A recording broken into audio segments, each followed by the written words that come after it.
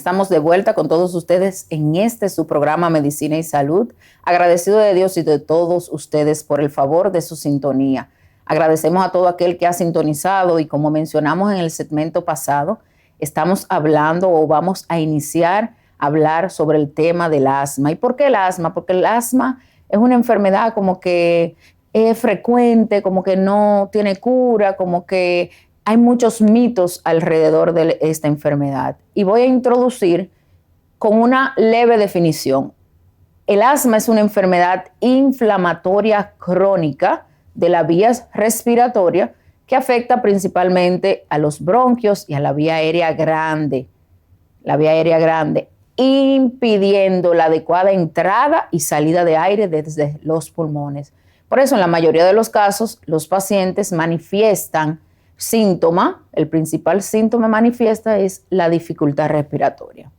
Y hablamos también en relación a la concientización de esta enfermedad y a la celebración o conmemoración de la Semana Mundial del Asma, que es una celebración que nosotros los neumólogos o la comunidad que tiene que ver con las enfermedades respiratorias celebra para conmemorar, para llevar concientización a todo aquel que sufre o que puede estar cerca de una persona que sufre la enfermedad y que por algún tipo de desinformación no sabe que la tiene. Y entonces ahí radica la importancia de esta próxima semana. En este año, dicha celebración será el día 2 de mayo y por eso estamos aquí llevándole a ustedes todas estas informaciones con la finalidad de que sea esparcida la importancia de conocer síntomas, de conocer factores de riesgo, de conocer la importancia de esta enfermedad, los riesgos y las complicaciones. Normalmente las personas que han tenido o padecen dicha enfermedad van a tener síntomas comunes, como cuáles: tos que es predominantemente seca, la dificultad respiratoria que se puede presentar inicialmente cuando el paciente se expone o hace alguna actividad física o se expone a alguna sustancia, ya sea natural o química, por ejemplo, polvo, humo, algún tipo de producto químico que desencadena en un episodio de tos y dificultad respiratoria que el paciente va a percibir y que va a ser necesario en algunos casos que el paciente vaya a la emergencia a que se le sean colocado algún tipo de medicamento para controlar dichos síntomas. En la mayoría de los casos los síntomas son episódicos o esporádicos, o sea, pueden venir, aparecer súbitamente y desaparecer o mejorar también solos, sin ningún tratamiento. Súbitamente es que pueden aparecer de manera abrupta. Usted entra a un lugar, había un olor o alguna sustancia química fuerte, lo respiró e inmediatamente aparecen los síntomas. En la mayoría de los casos, este tipo de exposición se asocia a un tipo de asma que nosotros llamamos como asma alérgica. El asma tiene muchísimas clasificaciones, entre ellas está el asma alérgica y no alérgica. El asma alérgica tiene la ventaja de que el paciente o la persona que la padece tiene mayor oportunidad de detectar esos factores que van a desencadenar las crisis y los evita. Con eso tenemos un 50% aproximadamente de ayuda para el control de la enfermedad. Si ya sé que cuando barro, me expongo al polvo, algún perfume, me dan los síntomas, pues lo evito y ya eso ayuda a evitar las crisis o los episodios.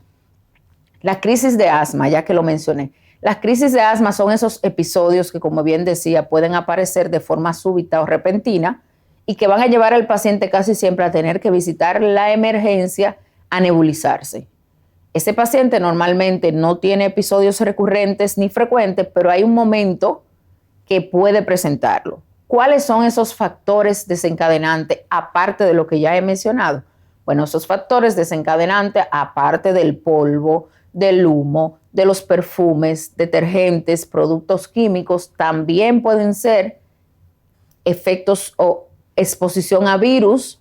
Por ejemplo, vimos mucho tras todos estos episodios que hemos vivido recientemente de la pandemia, que muchos de los pacientes que tuvieron la exposición al virus del COVID, pues entonces presentaron episodios de broncoespasmo o apretamiento, como muchos de nosotros conocemos el término, o la enfermedad.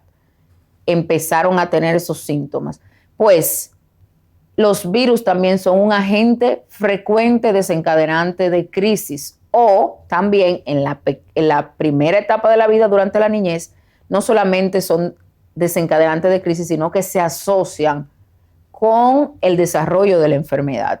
Estos son factores que nosotros debemos tener en cuenta, tanto los médicos como cada persona individualmente que padece la enfermedad o que convive con una persona, y que debemos evitar.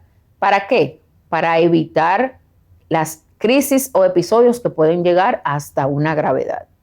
Así como les hablo de virus, factores de riesgo que pueden producir la enfermedad, también hay otros factores. Por ejemplo, los cambios bruscos en temperaturas o el clima.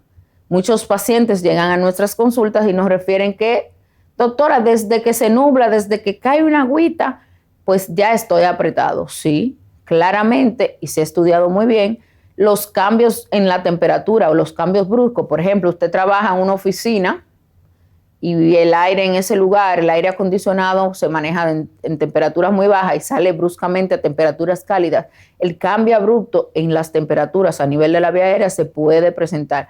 Hay otros que nos refieren que cuando toman o consumen bebidas muy frías también tienen. Todos son factores claramente estudiados y que se relacionan con la aparición de crisis en los pacientes asmáticos.